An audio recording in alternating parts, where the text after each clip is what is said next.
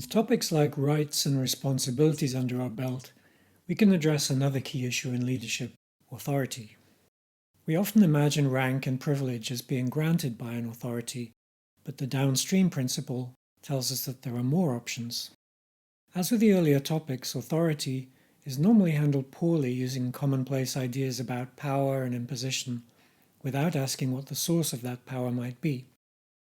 Again, promise theory has some simpler answers from the viewpoint of cooperation from the bottom up.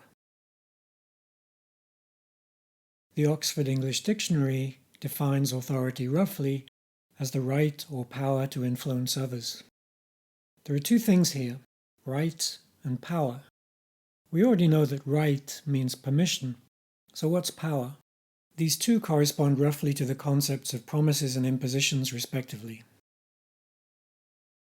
The power to influence is the use of imposition. Here, authority is a form of attack, trying to overwhelm or induce cooperation in a potential subordinate, and this may or may not succeed. The imposition of X in this picture could represent a command: do as I say, perform this action, and so on. The assumed subordinate agent may not accept the command, but it might. Some agents voluntarily subordinate themselves to the commands of a boss, but voluntary acceptance brings us to a more nuanced view in terms of promises. The right to influence is permission granted using promises, where subordinates take charge and grant permission to some appointed leader to issue commands, perhaps a restricted set of commands from a menu. Then the leader acts as a service provider, effectively delivering a menu of services with a limited mandate, pre-accepted by the voluntary subordinates. Authorization is acceptance, permission. Try sketching these promises and add the minus promises, the acceptance promises. It's easy, there are no tricks, but it's good practice. Now let's explore power in more detail. Where does power come from? We need to go back to the principle of autonomy. Autonomy says that an agent cannot make promises on behalf of another agent, only itself. So attempted force can take one of two forms: to induce cooperation or to conquer, persuading or actually overwhelming an agent. Inducement is a direct application of imposition. An authoritarian agent S tries its luck imposing a command onto a recipient R. If R accepts the imposition, S is in luck and will be able to get away with its bullying. This acceptance is necessary because S can't make a promise on behalf of R directly.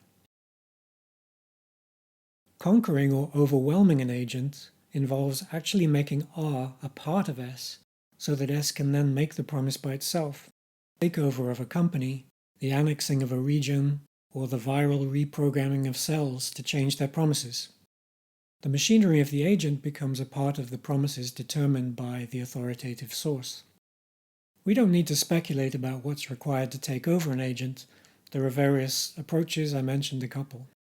To summarize then, authority by power is the uninvited inducement or overwhelming of an agent by another. It's an attack on the other by any other name. Promise theory basically warns us to watch out for agents that may be able to induce cooperation by these methods. This is the beginning of a subject in its own right: security. The more respectful and legitimate approach to authority is to grant it as part of a cooperative process. A group of agents can appoint a leader to the task of authority in some area, say decision-making.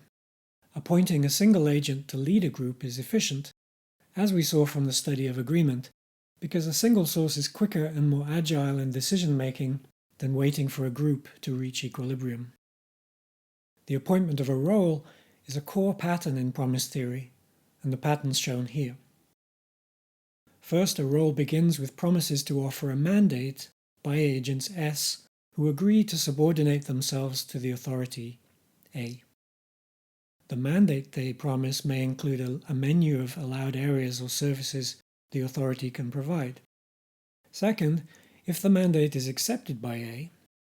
Third, the authority can offer a service X from the menu M. Call this a promise of X of M, like a function.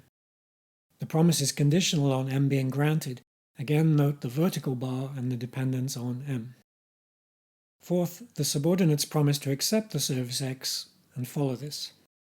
So if we now compare this to the idea of rights and permissions, authority by right is the permission granted by a group to govern it, invited by a mandate M. Notice that authority, in this voluntary sense, is a symbiosis, not an asymmetric or complete subordination. It requires mutual acceptance by both parties, and the scope is limited. That's not to say that the agent A would not abuse its mandate and try to impose new commands that exceed its rights, but that's a separate issue. So, to give an example of this, you have granted me an opportunity to be authoritative about promise theory.